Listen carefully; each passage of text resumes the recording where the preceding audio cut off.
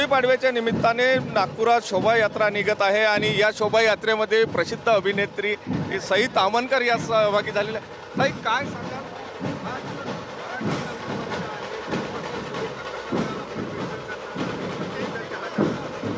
मी आज सकाळी 6 वाजता उठून नथ घालून छान नटून इकडे आली आहे. असा पडवा मी पहिल्यांदाच साजरा करते आणि मला खूप आनंद आहे की मी तो फॅन्स बरोबर साजरा करते. आज मराठी नवीन वर्ष आहे. मराठी प्रेक्षक आणि तुमचे चाहते खूप मोठ्या प्रमाणात आहे. मराठी माणसाला शुभेच्छा देण्यासाठी काय एवढंच सांगेन की नवीन वर्षाच्या खूप शुभेच्छा. हे वर्ष सुख समृद्धी आणि शांतीचं जाओ. मला असं वाटतं की सगळ्या अख्ख्या जगात सध्या अनरेस्ट आहे, तर ती लवकरात लवकर शांत होऊ दे, सगळं पीसफुल वातावरण होऊ दे, अशी मी ईश्वरचरणी प्रार्थना करते.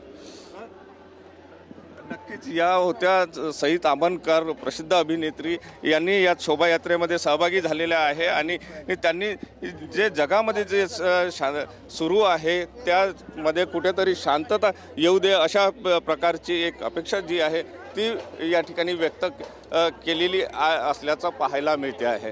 कॅमेरामन सचिन सयामसह सुनील ढगे, TV9 मराठी, नागपूर.